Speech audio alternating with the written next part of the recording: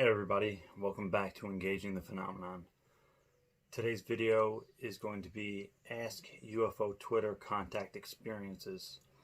So in this video, I'd like to show people a variety of contact experiences, the way in which they occur, maybe some of the interactions, and the way that people perceive them when having them. Also, the intelligible nature of some of the interactions. Now, as far as my experience goes, this experience I want to share is one that happened several years ago with one of my main working group partners, Dave. Now, Dave and I did some preparations and we met up later in the evening at the field site for contact work, and we sat down opposite from each other because it was just the two of us in this case. So in order for both of us to have kind of a complete cover of the night sky as far as observation, he sat in one direction and I sat facing another direction, so we were sitting across from each other basically.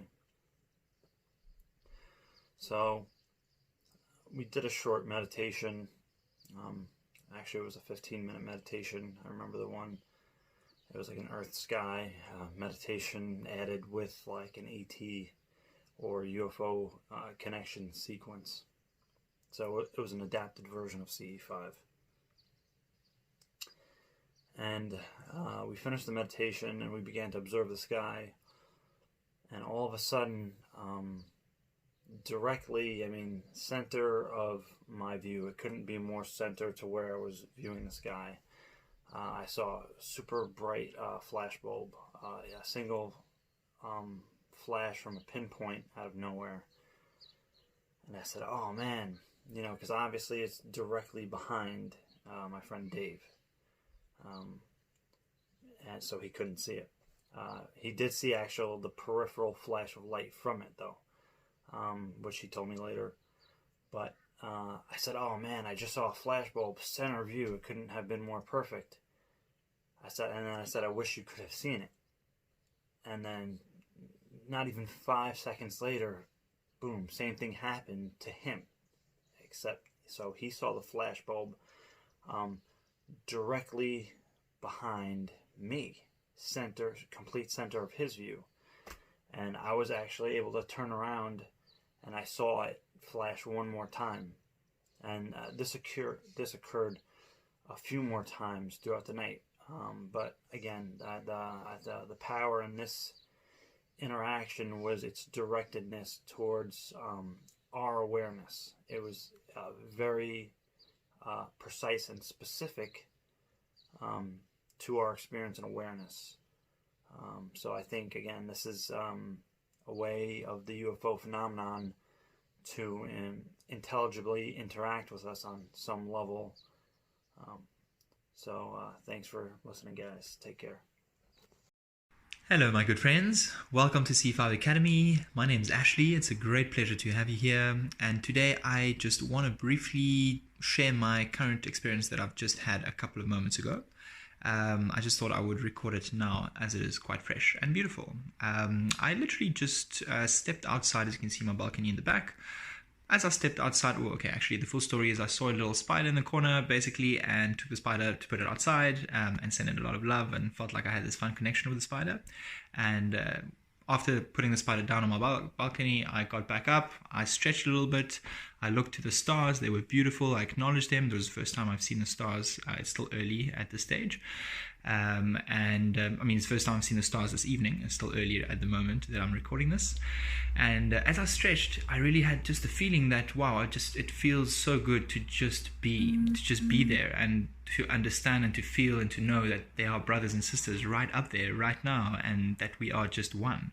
And that I just remembered the recent video I did on the need to not necessarily always have to follow the C5 protocols. And as I thought about that, I looked right ahead of me and thought, wow, it would be so amazing to just encounter something right here, right now. I've been on this balcony for not even 10 seconds. It would be amazing to encounter something. And as I said that, well, you can believe me or not, but as I said that, this most amazing ball of light, as though it looked like a meteor, but it wasn't, definitely not a meteor, came right in front of me, but extremely fast. It was ridiculously fast, and it literally blimped at me at the end. It was in 3 seconds. It just came, blimped like that, and just literally switched off. And that was, wow, that was amazing. But it just felt like, hey, that's definitely a confirmation of this connection I've just experienced inside of myself. And not literally, as I said that again, I looked up and there was another very bright object traveling, and another one traveling in the exact opposite direction. And literally another 30 seconds, there was another object also that came. So it's just been very eventful just in 2 minutes of just being outside on the balcony. It's been really amazing, and so much love, so full of love, so full of good intention, so filled with good vibrations, and just really feeling so good, feeling happy with life, and feeling really excited about this movement, feeling really honored and grateful about all of you guys, and just really extremely happy to be on this journey with such great people like yourselves, and to be following and working for and with such a great cause. I'm very excited. I hope you guys are too. Thank you for indulging in these 3 minutes of chats, and I will chat to you guys very soon. As you can see, sorry, energy is very high and I'm still processing, and just thought I'd share that with you guys. Lots of love. Thank you, my friends. One of the UFO sightings that has been coming to mind for me a lot recently was one that happened when I was doing CE5 with a large group of people, about 30. And group dynamics in a large group can be kind of challenging. If you are in a small group of about 3, you can really create a nice harmony in terms of your intentions and how you're going about doing things. But when you're in a big group, sometimes there's some conflict that arises. Often there are. And this particular night, this was probably the most fighty experience I've seen in a contact circle. But basically what happened was the group coherence was dissolving because the person that was leading it was really having a lot of physical pain and could not focus themselves, and the group was becoming more and more diffuse, with people socializing on the side, some people who were trying to get footage out in the field away from the circle, and in general just a lowered focus and more of a, I guess, like a socialization atmosphere. So this one person got really angry and lost his temper and started to bark at everyone in the circle in a really, I would say, aggressive way. And people were really taken aback, and it was a very tense moment. And we had to reclaim the relationship between each other in the group because it was such a challenging outburst. Because the leader was feeling such physical pain, they couldn't bring it back together. And so I saw an opportunity for me to use my skills as a couples counselor, and I basically did family therapy with the group and reminded us that we needed to trust each other, that we could depend on each other to meet our needs as a group, and to really give everyone the benefit of the doubt that we're all working together and are not trying to leave somebody in the lurch. And I also described one of the contrasts that often happens in contact work is that some people are much more social and flexible and fluid and organic and enjoy chit-chatting and that kind of party atmosphere. And some people are very focused, intense, want to do work, want to do meditations, visualizations, heart openings, that kind of thing. They like being structured.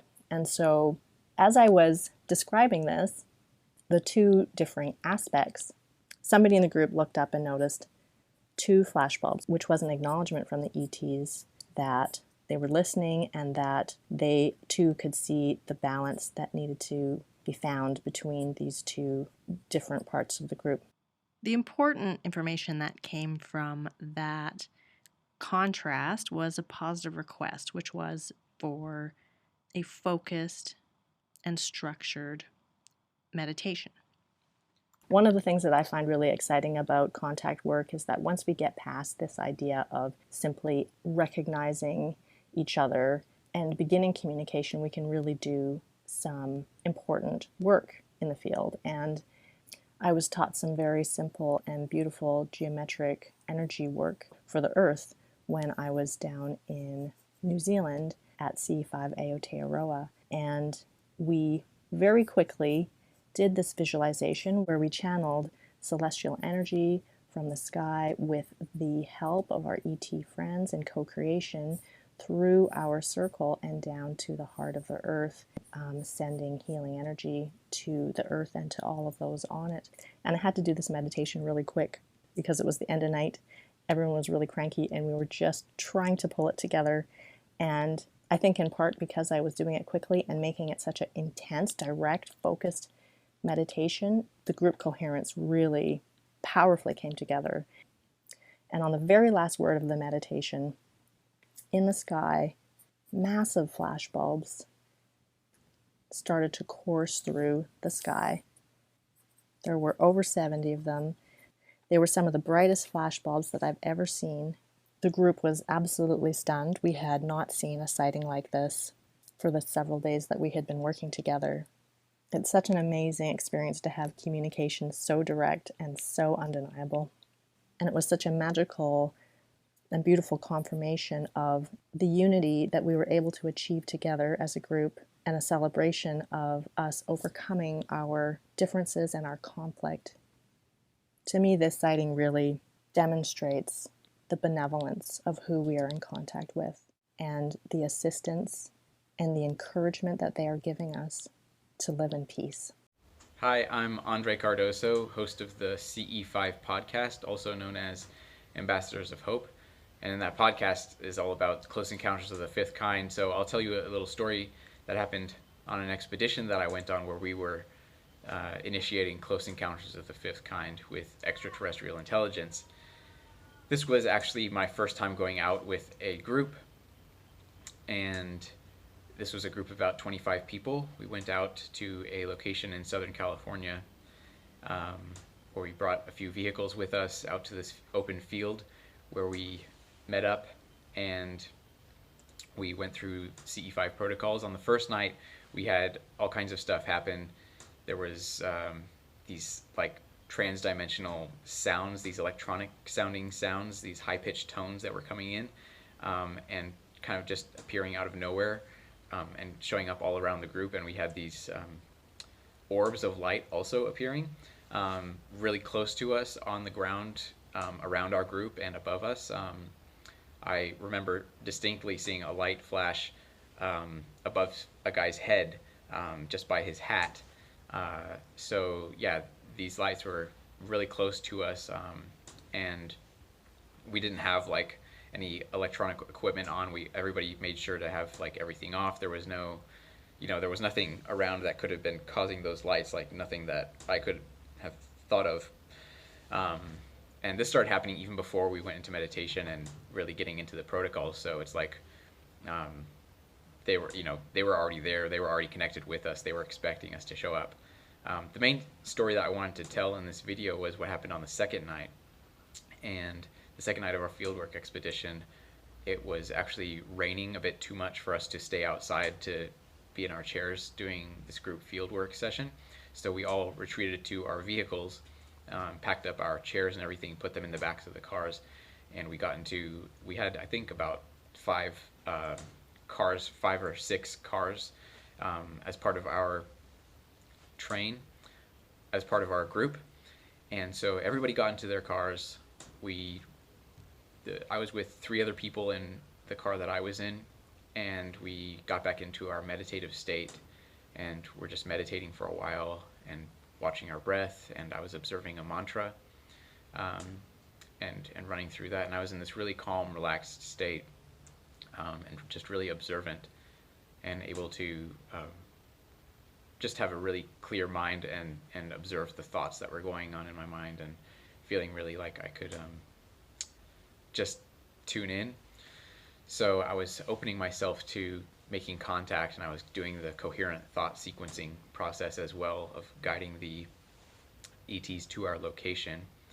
And at some point while I was meditating there, this golden light appeared in my vision with my eyes closed, but it was in my vision, as if it was on the other side of my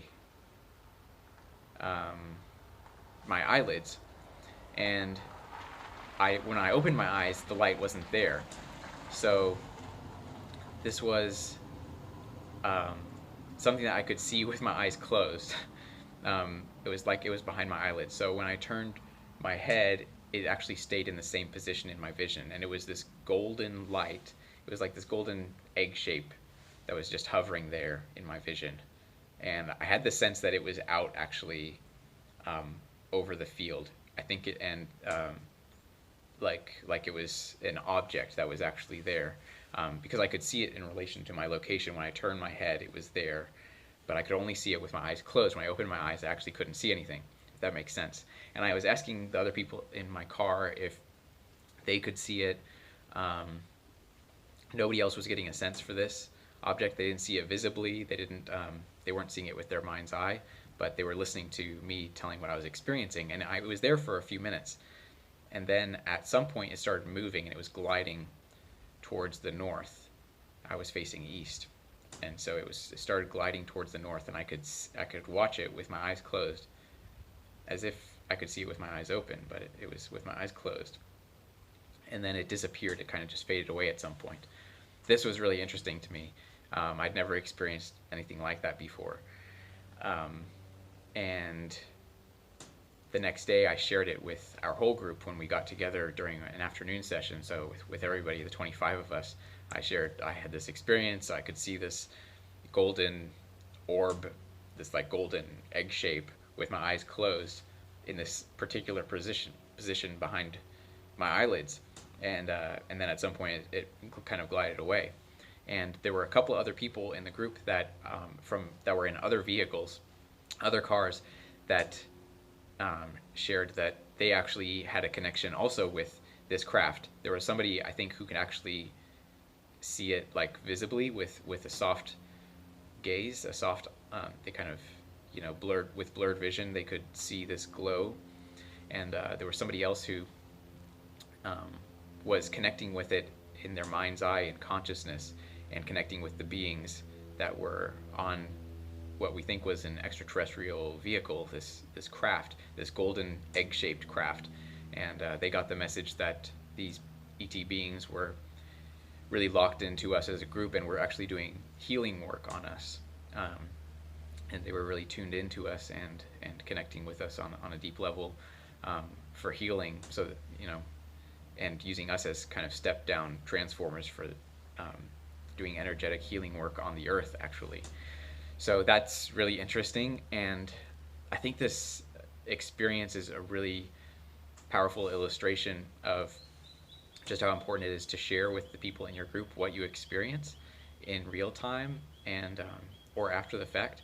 Just because, like for me, it was just an experience that I had in that car, and it was like I wasn't completely sure. I was like, maybe I was hallucinating or just imagining this, because nobody else in the vehicle was experiencing the same thing. But the next day I found out that other people did experience something which dovetailed perfectly and really put into focus the experience that I had, and clarified and confirmed an element of ET contact. And this is what we're looking for in a coherent group setting, is that the people in the group are in sync with each other and connect, and are able to relay information in a way where we can grow and learn from the experience, because everybody has their own way of perceiving things, and some people can be more visual, some people are more auditory, some people connect really clearly in this consciousness state where they're able to see and perceive things through their mind's eye. And when we come together and share all of our experiences together, it can be confirming for everybody and really powerful to show just what kind of contact you could have. So thanks for listening. I have other stories, and I help other people share their stories of ET contact on my podcast as well, so you can tune into that if you like. Thanks for watching, and I'll see you later. So James from Engaging the Phenomena has asked us to do another contribution, and this time for the Ask UFO Twitter series, the topic is our most notable, our most amazing CE5 contact story that we have. So my one is actually 1 out of 4, which are the 4 major sightings I've had in regards to orange orbs. And now you can hear about that on my channel, Project Unity. It's under the title The Orange Orb Saga. So you can hear about all 4 stories. I'm going to tell you about the 3rd time I saw them, because the 3rd time I saw them was probably the most profound, because it was the closest that they had actually come to me in regards to orange orbs and this type of contact. So I was outside and I was looking up in my garden, and most of my C5s have happened in my garden, and it was, you know, maybe 10, 11 o'clock at night. I was looking up at the stars, and I can't remember if I'd seen anything prior to this happening, but basically what happened was I saw what looked like 3 meteorites suddenly kind of fly past in my left-hand side in my peripheral vision. I was looking up maybe about here, and I saw something moving here, flying by. So I looked up, and what looked like 3 orange balls with little tails, little orange tails flying by, and then it looked like they stopped. It looked like they stopped in midair, and it took me a moment to realize that they hadn't stopped. They were actually coming down closer to the planet, and I was staring and looking at it, and as they came down, they came into a more clear view, and it was these 3 orange orbs, maybe roughly the size of a football or a basketball. When they came down, they literally hovered above my house. So my house is in front of me, and I've got my back garden here and my neighbours' fences on both sides. In front of me, where my house is, where my roof to the house is, they were literally hovering above the house, and they came down and they were weaving in between each other and kind of bouncing and playing, and then they just suddenly stopped, and they stopped above my house. And the thing that gets me is that they looked roughly football, basketball size, but I could see them quite clearly when they were up very high in the sky at very high altitude. So it makes me think perhaps they actually morphed to become smaller when they were coming down, because I don't think I should have been able to see them with the naked eye in the way that I did see them at the height that they were, if they were only that size or that size. So I think they might have reduced in size, but either way, they came down and they hovered above my house. And at this point, as much as I'd have loved to have been intelligent about it, I was just completely slack-jawed. I was just staring and I couldn't think, because I'd never seen anything like this. It was so profound. I'd never seen anything come so close and be so anomalous, because these things literally they weren't even 3D. They were like 2D, orange, slightly translucent orbs of light, and they were giving off no excess light whatsoever. It was just like a cutout of light, and there was no glow, and there was no leak onto the ground around it or anything. There was no excess light given off. It was just a slightly translucent. The best way I can describe it is a camera effect called bokeh, where you outfocus on lights and then they turn into balls, and you're seeing a photo of that there. And basically it was like that, but orange and slightly translucent, and 3 of them. And they came down bobbing, and they hovered, and they stopped above my roof. And then they started moving again, and they were again bouncing and kind of like weaving, and it looked like they were having fun, over to my neighbour's yard. And I was staring at them, and they were hovering above the fence, and they stopped. And just for perspective, I'm going to move back here. So they stopped, and I was just staring again. And I think at that point I'd kind of gotten over it, and I was like, thank you so much, you know, thank you for being here. And I could feel that they were staring at me. There was no face, there was no eyes, nothing, but I could feel a conscious connection. There was definitely an acknowledgement. They were there because of me, and I could feel it. And then they just suddenly started moving again, bouncing, playing, and drifting. And they went up and up and up and up and up till I couldn't see them anymore, just up into the sky until they were too small to see. And this interaction changed my life forever, because at this point, you can't deny what you've seen. It's completely outside of what we've been taught is real. And so immediately what you've been taught is real dissolves like a bath bomb. It's gone. Disclosure is coming. It will happen. We all have to be doing our bit. We all have to be doing whatever it is that we feel in ourselves, intuitively, in our guts, what we should be doing. It's time to start doing it. Take care, guys. Stay safe. My name is Jeff Becker. I'm organizer of the Central Indiana CE5 contact group, which has been active since around 2009. I'm also editor of the book Has to Contact, Two Stories from the Contact Underground, published in 2012. Today I want to tell you about a series of sightings that occurred over a period of about 3 weeks. To me, this series of sightings demonstrates that contact is not just interactive, it's also personal. This is my back porch, and the first of these sightings occurred here. One night I was here on my back porch, thinking at the sky, as I like to call it, and I was thinking about a particular individual in my life who was important to me, and from observations I'd had over preceding weeks and months, it occurred to me that he was also important to the ETs. When I thought that, there was immediately a streak on the horizon, and I thought, I'll take that as a yes. Now, being a computer programmer, I thought to myself, well, wouldn't it be useful if they could also tell me no? Because if you have yes and no, in binary language, they could tell you anything with enough yeses and nos. And so I thought, for a no signal, how about if you do a vertical streak from high to low? I traced it with my eyes. Now, they didn't do anything that night, but they used that no signal twice in the coming weeks. So a few nights later, I was thinking about something else, about a craft an individual had told me about, and I was asking them, the ETs, thinking at the sky again, if they would show our group that craft. And I was looking up, there's a streak from north to south at the zenith. And I thought, I'll take that as a no. Immediately, there's a streak at the southern horizon again.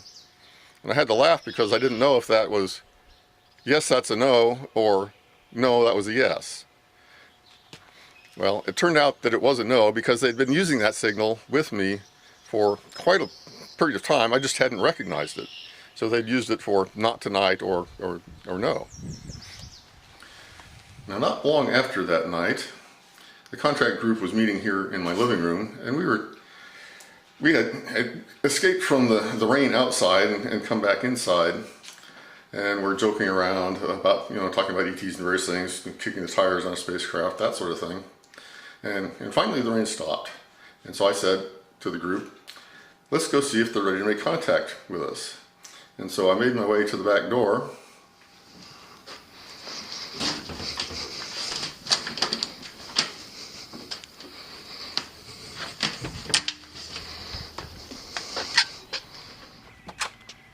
Just as I stepped out on the back porch here, I saw a vertical streak from high to low under very low storm clouds. It was moving so fast I was expecting to hear a crash. It came down directly over the center of the circle of chairs from my point of view. Now, I did not, in fact, want to take no for an answer that night. So I asked the ETs if they would show one person in particular who had driven a long way something. And he saw, as we were sitting down, an elliptical disk of light moving across the field, across the road here. He was the only one who saw anything at all that night. Now, before I tell you about the second use of the no signal, I want to tell you about a sighting that occurred here in the back porch that confused my interpretation of that second no signal. What happened was, I was looking out to the south, and I saw Jupiter. At least I thought it was Jupiter. But then this light, which looked like Jupiter, shrank and finally faded to nothing, black.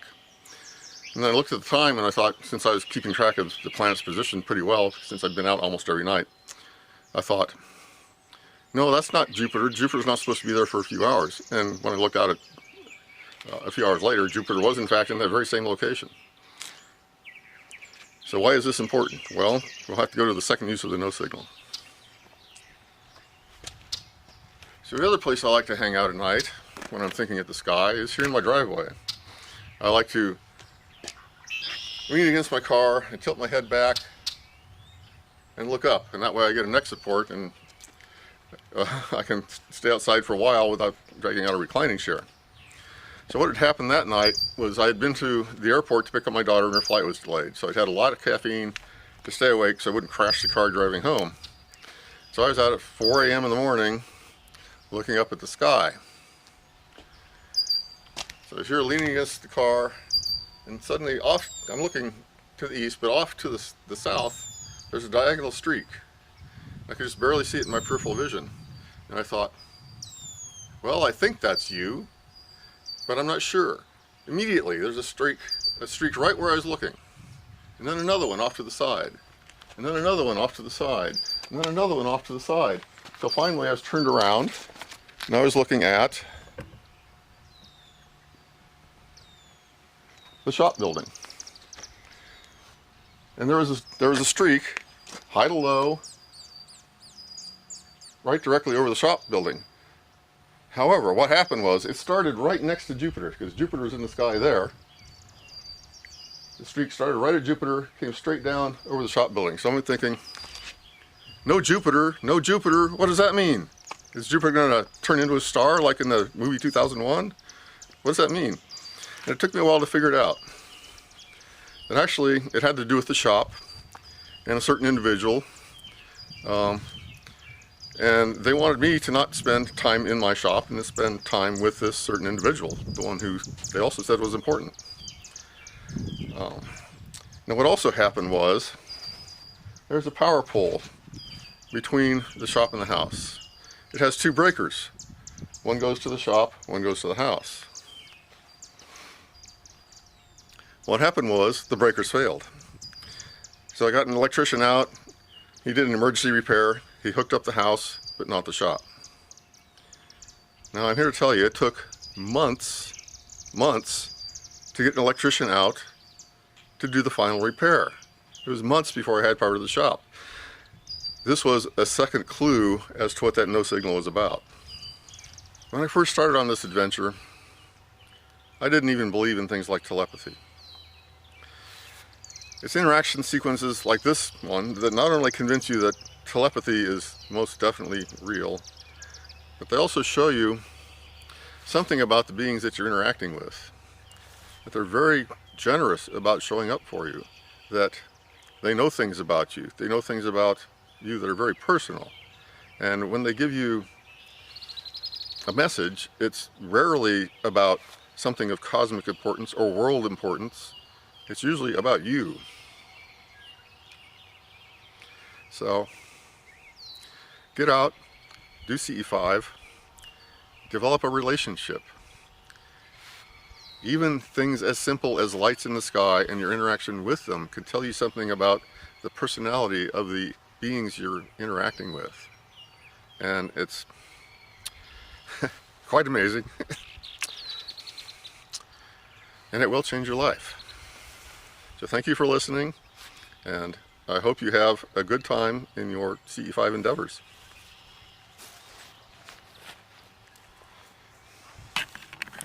Hi, it's Greg Sullivan here, CE5 Japan and Jay Seti, and we're talking about breaking through to the other side through contact work in the field. I run a project, we've been going here since 2010 all across Japan, doing several CE5 workshops and outings for people all walks of life around the country here, and as well as a few international tours as well.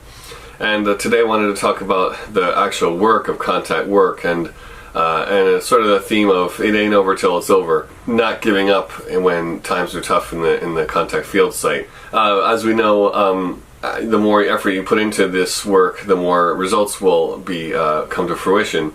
But sometimes I see people who get frustrated early on, and this is just a sort of a video letter of inspiration saying, you know, it ain't over till it's over. And actually I find a lot of times the guides try and test us, you know, as we hit the wall of our limits, that's where the expansion and growth happens. So I can remember, for example, in the early days of Jay Seti here, being in locations that I probably wouldn't use now, like let's say a dam or something.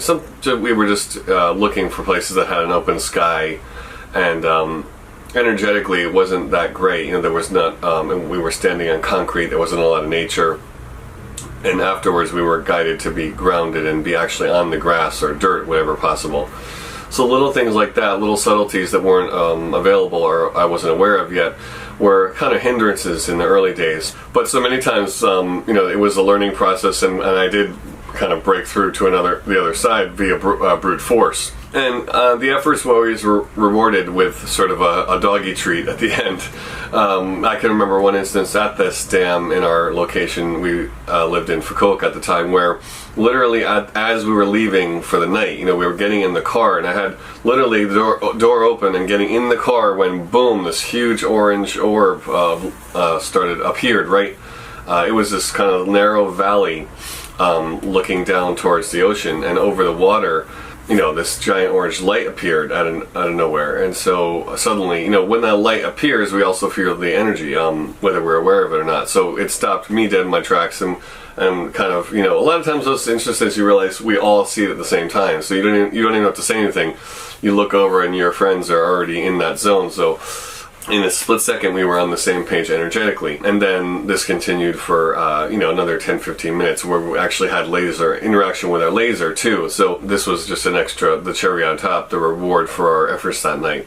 Other instances with the larger group, very similar situation. Went through the meditations, went through all the image training, went through a lot of different other ways to tune up the group, using singing bowls and moving locations once or twice and within the same kind of general vicinity. And then finally, on the way back, the second location I'm talking about, it was like a staircased park.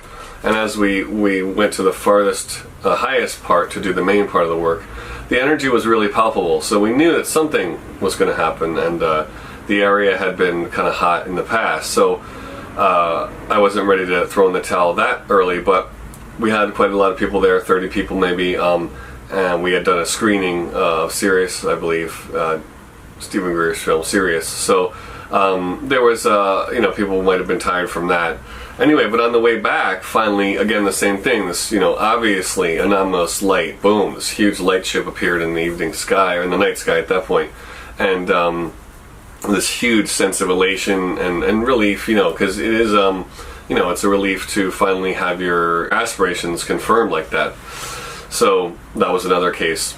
And finally, in the same prefecture, Tokushima Prefecture, we had the ultimate occurrence of that, where I was invited to go there by someone who put together this contact gathering for me.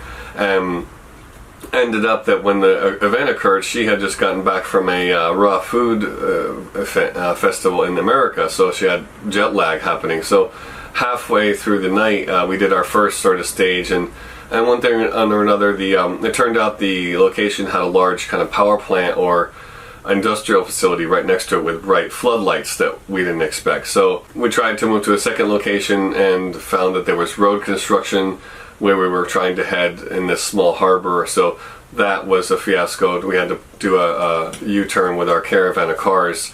And as we regrouped in the parking lot of the lodge, she said, I'm going to have to call it a night. I'm done.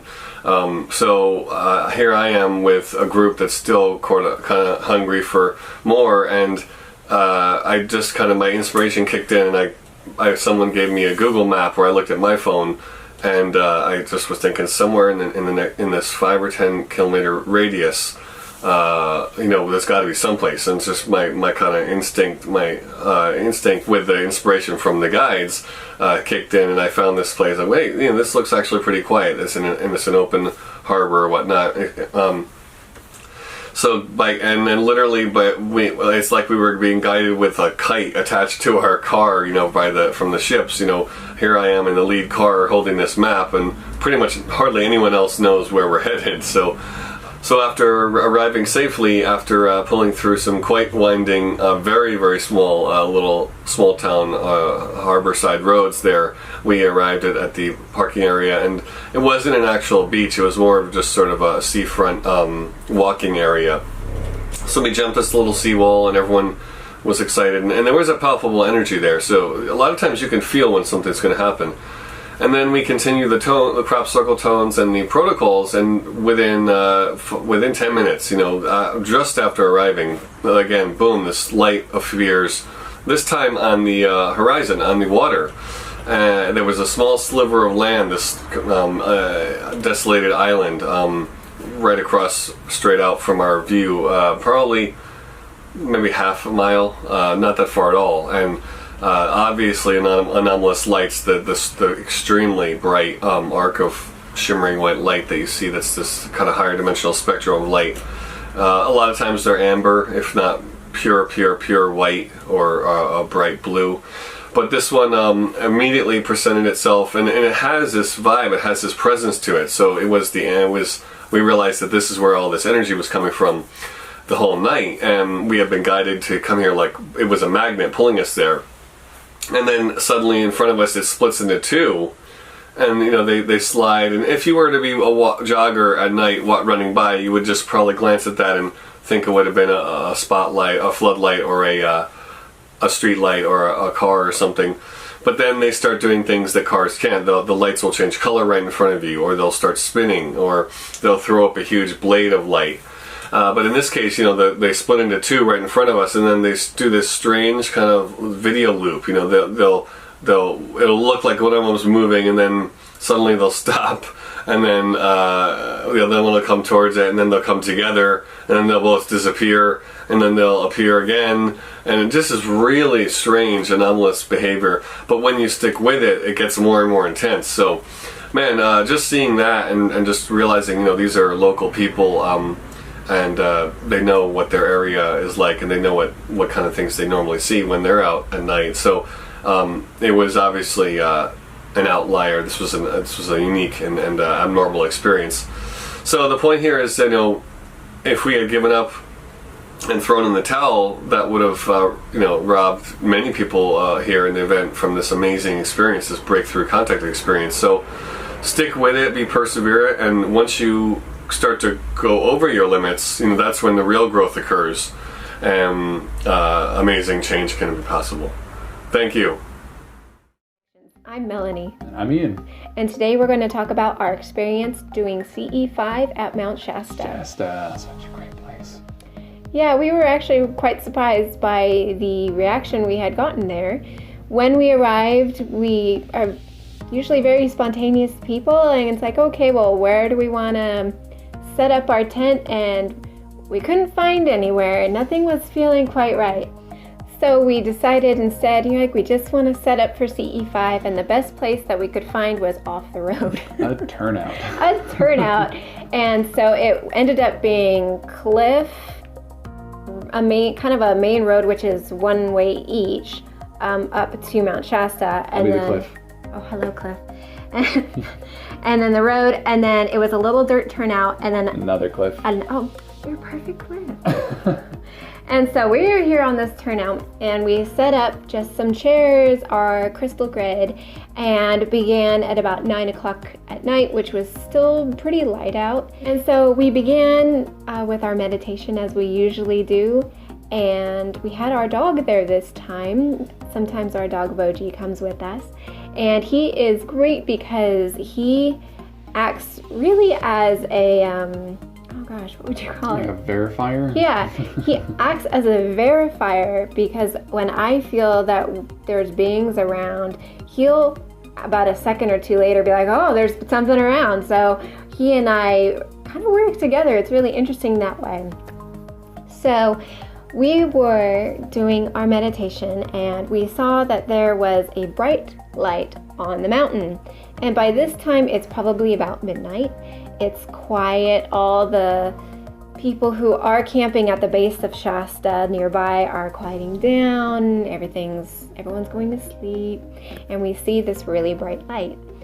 And I still was believing that it was possibly a camping light of some kind. Certainly wasn't a lantern. It wasn't that warm orangey glow. It was bright white, as LEDs produce, but yeah, very bright. So I was still kind of keeping an eye on it, but at that time I was still considering it a very powerful camping light of some kind. So we bickered about that for a couple hours. We did, because I'm like, no, it's impossible, because if you can't see the people on the mountain, how could their light, if their light is that bright, to be, at that time it was about 1 a.m. Yeah, 1 a.m. For it to be that bright, and when you can't usually see people, that means that light would have had to have been the size of a house or something. in comparison. And so we started going, let's just pretend then. We're going to go with the fact of, we're going to put our questioning aside and go with what we're going to see. Check it So out. Ian grabbed the green laser pointer. Yes, and I pointed it right at it, and I started to signal it, flicker, flicker, flicker, and see what would happen. And nothing happened for a little while. I probably hailed it about 5 or so times. There were also 2 other dimmer lights that were kind of moving around to the left and the right of it. On the mountain. There were lights that would come up, and that one would kind of dim a little. And so we did have a couple lights, and I do believe they actually did at one point signal back. There was something there was something going on where we're like, you know what, we're getting signals, this isn't normal. And so finally he lets out a big hail. He's like, wah, wah. I stay on the big bright light for a while now. I'm just. He's like, hello. And then it hails big time. And from that little spot on the mountain shoots this beam of light that lights up the trees, us, and it was like, he and I were like, You talk about an adrenaline rush. That was very, like, oh my gosh, extremely bright. It's like it just turned on us, like the eye of Sauron just boom. We're like, whoa. I know, we felt very much aware that they were aware of us. They're like, we see you. It's like, oh my gosh, they see us. Yeah, and then we didn't really know what to do. We were still kind of new at CE5. I feel like I'll do a better job next time of sending gratitude and love instead of Well, we did. fear. We did later. At first, it's like, ah, and it's like, oh, it's love and light. We're so good. Right, so this is the shoulder we were camped out on. Bottom cliff here, road, upper cliff here. And here is a picture of what the shoulder looked like. And there it is. Alright, so here's that shoulder. And the lights that we saw were up in this area between this mountain peak and this mountain peak. ... Let's go back here. Now, let's zoom out. I'll show you just how far we really were from the mountain peak. Alright, so these are those two mountain peaks, and from this spot down to this spot, let's try that again, it is over 3 miles in distance. That's a pretty long way for someone's camping light to light up the trees around us and each other in our area. It was surreal, to say the least. But that wasn't it. Then the light had dimmed back to its normal brightness, and then we started to hear things. So again, we had been alone on this turnout, and again, our dog was laying right there next to us, and suddenly we heard crunching gravel of bipedal steps, and together, because we were sitting side by side, we both turned. The moment we looked behind us, the footsteps stopped. Just stopped. Because at first we thought, oh, maybe someone's coming, and then wait a second, no. It was getting louder and clearly coming toward us. And so that's how we both looked at the same time, and then it was done, and we're like, okay. And we just looked at it, and our dog was not getting hyper. Yeah, he actually wasn't fazed by it. Yeah, he was like, let's just see TV. Oh, they look nice, they look friendly. And so that was also quite a moment. And I remember when the beam of light, the moment I felt, I'm like, oh my God, they're gonna take you. Because I'm like, he's more willing to go, whereas me, I'm like, no, don't go. Party with some EPs. So it was just a funny moment of, and he's like, oh my God, that was it. He had said, I feel lighter. I'm like, you feel lighter. Oh yeah, that's right. Like this was last year, so memories are coming back. Yeah. So he's like, I feel lighter. And he's like, no, just lighter. And I thought lighter as in beaming lighter. Thank you for tuning in, guys. I know this is a long one. Could almost be a short documentary unto itself, except my editing skills are not there yet. So again, contact experiences. This video only represents such a small fraction of the full spectrum of contact that does and can occur.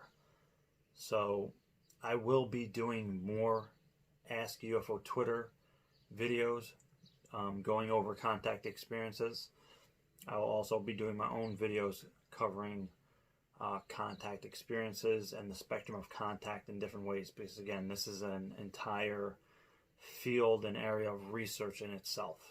The contact experience, it's extremely comprehensive. There are many things that are unknown. There's just many experiences that are subjective, and it's really, unless you have a kind of vast knowledge of the field of contact itself, it's not always to put all the pieces together. And here on this channel, I'm going to try to put out there some of the things that I think are valid, so people do have that bigger picture in one place. So appreciate it so much, guys. See you next time. Take care.